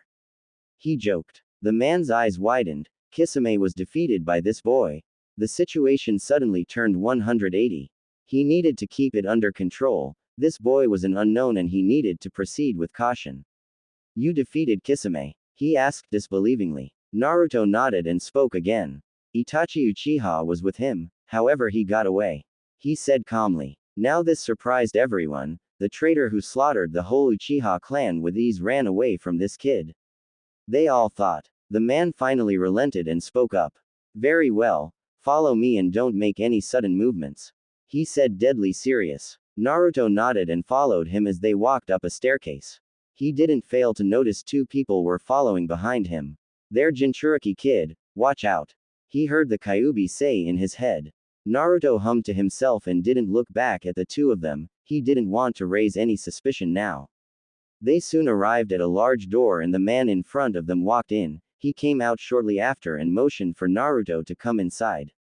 Sitting in his desk with a stern, yet inquisitive look was the fourth Raikage himself. Once everyone was inside, Naruto looked around the room, also taking subtle glances at the positions of everyone. It was planned out. The girl was stationed by the door, while the two men were behind the Raikage. This meeting was going to be tense. Now my right-hand man Darui here, says you have some words to speak to me about a very important person that everyone knows the name of. Minato Namikaze. The Raikage said quickly. Naruto nodded and chuckled. Also that you defeated AS rank missing nin, Kisame Hoshigaki. The proof is that very sword you have on your back. He said again. Naruto nodded again and when the Raikage didn't speak again, he knew it was time for him to speak up. Now before I start, I'd like you to not judge me or jump to conclusions until you hear my full story. He said. Everyone raised an eyebrow, but nonetheless they complied. Firstly, I'm a missing nin from Konoha. He said. Everyone tensed and almost drew their weapons, however the Raikage's hand went up to stop them, his eyes were hardened though. Watching for any deceit. I'm sure you all have heard the story of the attack on Konoha by the Kyuubi. Naruto asked. They all nodded. The Raikage was wondering where this was going. Yes we do, however that doesn't explain your missing min status. he said. Naruto sighed and spoke up. You see, the story that is told today is an abridged version to hide the truth. Naruto explained calmly. Everyone wondered what was about to be said. What's the full story then? The girl behind him asked. Naruto sighed. He knew once he said it there was no going back. His secret would be out. The reason I'm here today is for a number of reasons actually. It revolves around a lot actually. Back to the actual story, you see it is told that the fourth Hokage, Minato himself sacrificed himself to kill the Kyuubi. That is not the truth though. Granted it is somewhat, but not the full truth. He said. Everyone's eyes widened. Raikage was starting to have a sneaky suspicion where this was going. What's the truth then? He asked. Naruto sighed and looked directly at him. Minato Namikaze didn't kill the Kyuubi, he sealed it in his newborn son. That is me, Naruto Uzumaki. He said calmly. The whole room tensed, then everyone laughed loudly. It was obvious they didn't believe him, the Raikage was furious though. You dare spit those lies. You insult the memory of the very person who sacrificed himself to save your village. Be glad he did, or that monster would have obliterated your home. He shouted while slamming his fist on the desk. Naruto sighed and knew it was time for Plan B, however before he could speak up. He fell on his knees. Yo bro, what's with the demonic flow? The man next to the Raikage said suddenly. Everyone looked at the kneeling form of Naruto. I sense it too, it's rageful. The girl said. It seems they may have pissed off the Kyuubi. The Kyuubi had taken over forcefully. He sneered at the Raikage as he stood back up. It seems the Raikage didn't notice the Kyuubi taking over and laughed again. You can quit the act, kid. He said. The Kyuubi gave a dark chuckle and everyone tensed. The voice was deeper and more demonic when it spoke. Kid, I'm no kid, old man, I've lived longer than you have. You insult the legacy of the very man you fought in that war, by not seeing the resemblance between Minato and his own flesh and blood. Granted he did change his appearance to avoid him being recognized by the same people he left on his own will. The Kyuubi spat out. The Raikage's eyes widened and no words were formed to combat what he was hearing. Everyone else was the same way. I am that very monster you said that was attacking that village that day. However, I was being controlled. This child is the offspring of Minato Namikaze and Kushina Uzumaki. The Kyuubi growled. Nobody had expected this. It seemed this meeting was about to take a huge turn. A gigantic one. The meeting and confrontation. In a certain office that was occupied by 5 individuals, the atmosphere was extremely tense. For a very big reason, and everyone in there was starting to understand why. The Raikage had insulted the Kyuubi and forced him to take control and stir the place up a bit. Everyone felt the chakra that he was radiating. It meant that what Naruto had said was true, and they most likely weren't the first ones to know. Konoha most likely wanted him back, which left them at a standstill on what to do. Who are you? The Raikage asked quickly. He narrowed his eyes, he didn't want to give in that quickly. Foolish man, I'm the Kyuubi no Kitsune. Naruto Uzumaki is my Jinchuriki, you should know what this means. He snarled. The Raikage's eyes widened, this was the real deal. His brain went into hyperdrive thinking about what to do. So it's true. The girl asked suddenly. The Raikage nodded numbly, they were looking at the real deal. The son of the Yondaime Hokage himself, they understood the gravity of the situation. Can you let Naruto back in control? The Raikage asked respectfully. He didn't want to make a mistake, this situation was a ticking time bomb. The Kyuubi slowly nodded and the immense pressure disappeared when Naruto regained control. Naruto Uzumaki, I hate to admit it, but I'm sorry for what was said earlier. The Raikage said quickly. Naruto nodded and began to speak up. Now that we got that ugly stuff out of the way, let's get down to business. Naruto said quickly. It was time to get everything settled. The Raikage nodded. I'm sure you could guess my reasons for leaving Konoha. If you want a bit more clarification on the reasons, here's the short story. Me being the container for the Kyuubi and combined with my heritage being unknown to only a few select people, I'm sure you can figure out the people's view on me. He said. The Raikage's eyes widened, putting the pieces together, it did make sense. They despised you, they thought you were a demon. I can see why you left. He said softly. Naruto nodded numbly. Everyone was starting to understand what he felt. Jinchuriki were most often, if not, outcasts of the village. I was tired of being lied to. I didn't even know about my parents until the Kyuubi told me. I couldn't take it and I finally decided to relent and take the Kyuubi's offer. He explained. The Raikage widened his eyes, believing the same Biju you held was very foolish and would most likely end up with you dead, but this boy took a leap of faith and look where it got him. What was the Kyuubi's offer? The Raikage asked. Naruto chuckled and answered the man. He told me that I could stay at the village and watch as no real improvement happened, or I could escape and becoming a missing nin and start my new life. He also said in exchange for a few favors he would train me how to use his chakra and abilities. Naruto explained. Everyone's eyes widened for the umpteenth time that day. It seemed the shocks just kept coming. This boy was truly something else. Now what have you come here for? The Raikage asked quickly. Everyone looked to Naruto as he sighed and began to speak up. Truthfully, I come with an offer. He said. The Raikage's interest rose at hearing this. He motioned for him to continue as everyone listened to him. As of now, I don't have a home, and I'm not saying I want to be tied down to a village. I'm offering my support as a freelance mercenary, in exchange for asylum, if needed, and some training to help me out in my travels. He said. No one was expecting that. He clearly thought this whole meeting out accordingly. The Raikage was weighing the deal in his mind. If he accepted, he would get a very powerful ally that would only grow stronger in the future. A refuge wasn't that hard either. The training though made him think a bit more on it. What kind of training? He asked. Naruto looked at him and replied. Firstly, Kenjutsu to help my skill with this sword, and one Raiden Jutsu. He simply said. Naruto was trying to keep it as simple as he could to help his situation. The Raikage looked in thought again. The terms weren't that bad. He could handle them, however there was questions he needed to ask himself. Let's put a hypothetical out there and say you do become a freelance mercenary. Who all are you going to give your allegiance to? He asked quickly. Naruto looked directly at him and replied. I would give it to Suna, Konoha if the situation was dire enough for me to help them. However, Konoha isn't one of my priorities now. I would stay away from Iwa and Kiri. He said. The Raikage smiled and knew this could work out. He looked at Naruto and spoke. If we are to do this, we must keep it a secret.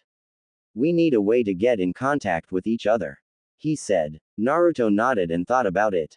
I could give you a summoning contract for foxes. You'd have enough to go back and forth between any village you allied with.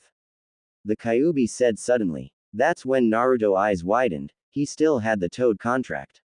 They could reverse summon him. He would need to break it firstly. The Kyuubi said he could give me a summoning contract for foxes, that way we could send messages back and forth.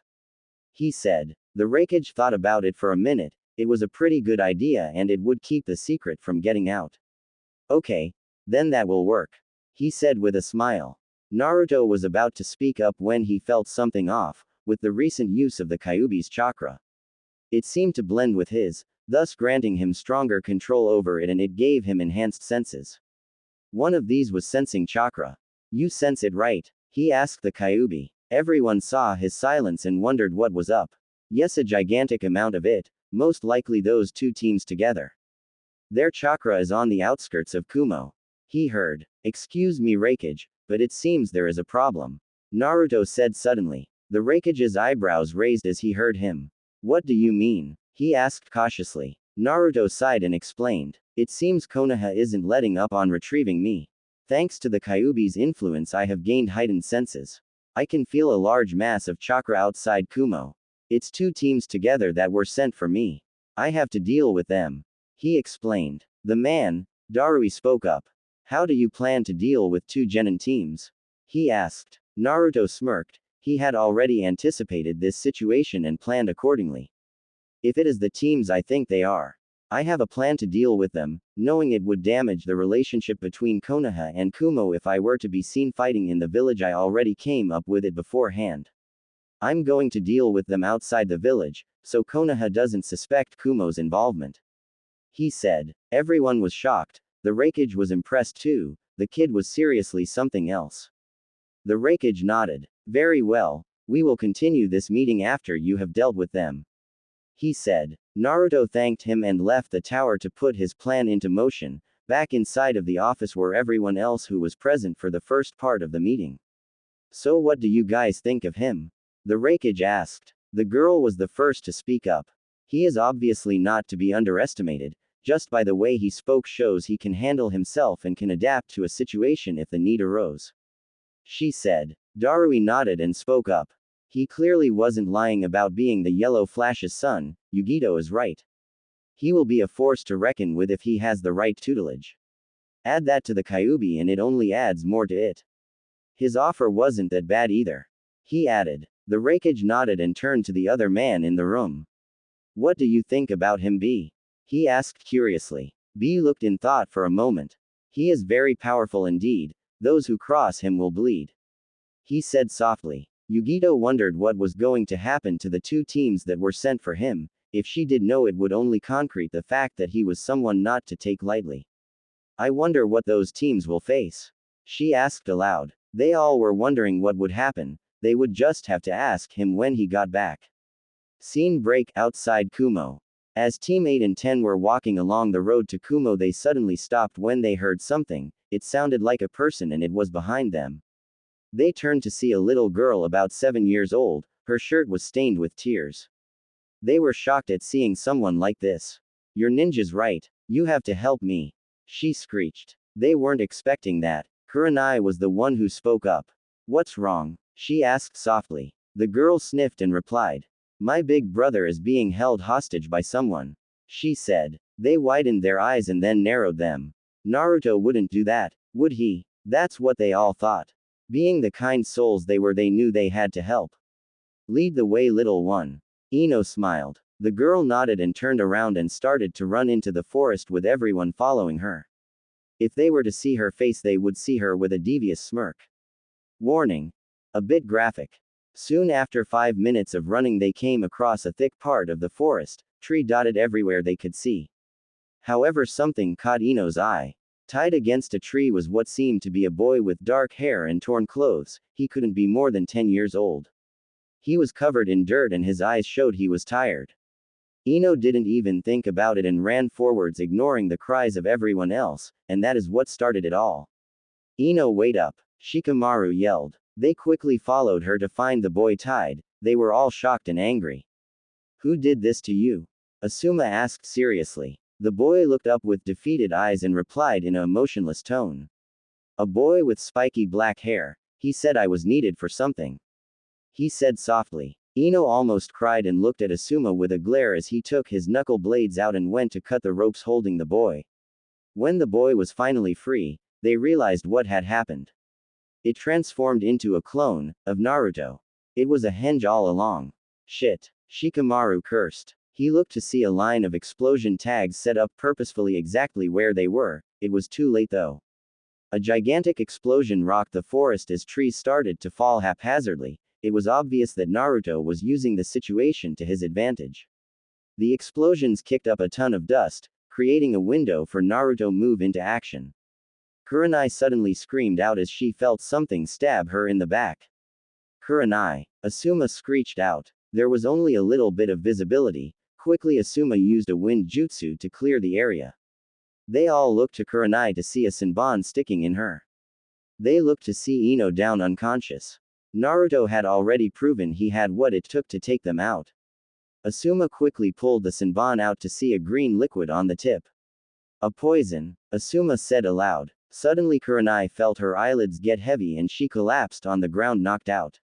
Quickly back to back, Shikamaru shouted. There was 6 left. Shikamaru, Choji, Kiba, Hinata, Shino and Asuma. We fell into his trap. We should have known he would do something like this to get us. Asuma said aloud. Suddenly an insane laugh pierced their ears. It sounded like it was coming from everywhere. They couldn't pinpoint the source. Hinata started to get a bit creeped out and scared. Where are you at, Dobi? Kiba shouted angrily. Hinata was too scared and started to run away. That's when a clone jumped down and grabbed her. Sorry for this, Hinata, he said. With one quick chop to her neck, he laid her down unconscious. The group didn't seem to notice the fact he was missing Samahata and that he was a clone. You bastard. Why are you being like this? Kiba roared. The clone smirked and looked at Kiba. Hey Kiba, I got a question for you.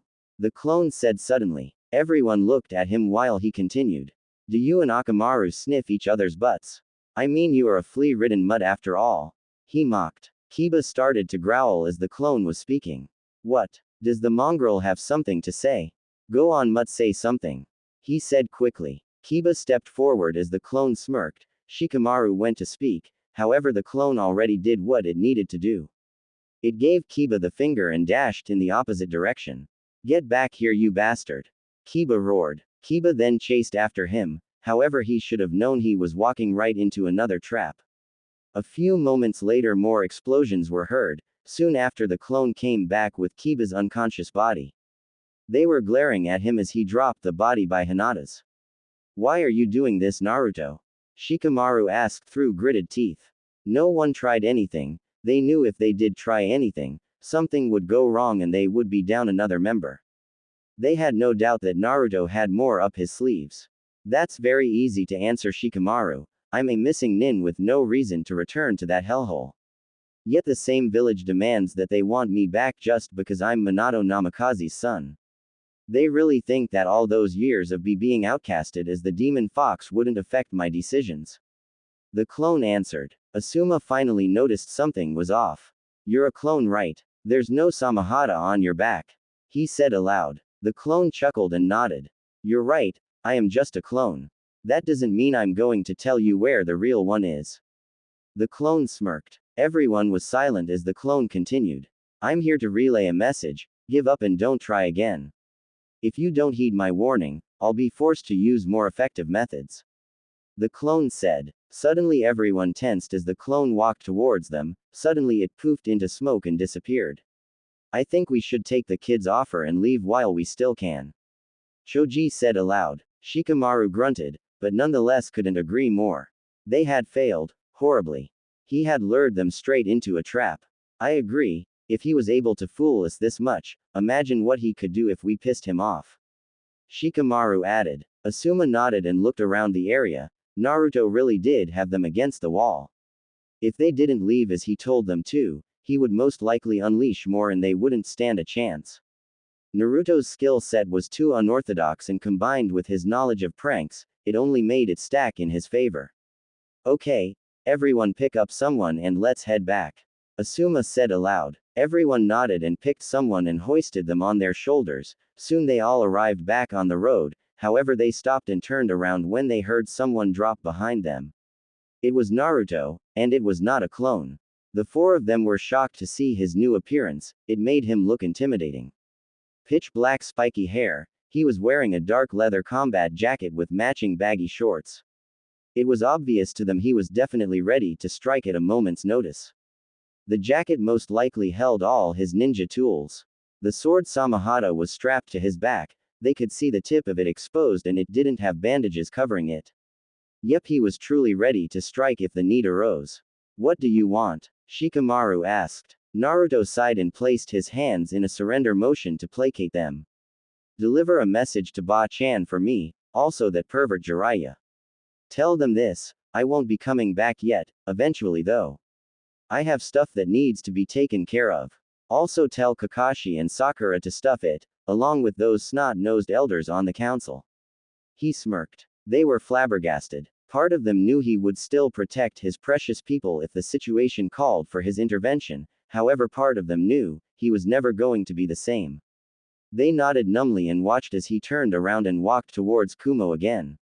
Well, that was surprising, Choji said dryly. Shikamaru chuckled and spoke up. What do you expect? Naruto was always the type to never abandon his friends, and by the looks of it, that hasn't changed. He just got his life together and his priorities straight. He said aloud. Asuma definitely agreed with Shikamaru. It was obvious to them that Naruto was going to grow stronger than anyone could imagine. He also wouldn't forget his roots. This was his chance for a new, better life. One that would shake the world. Thanks for listening. In the next chapter, please leave a review, I would love to hear your feedback. Especially if it helps me improve the overall story.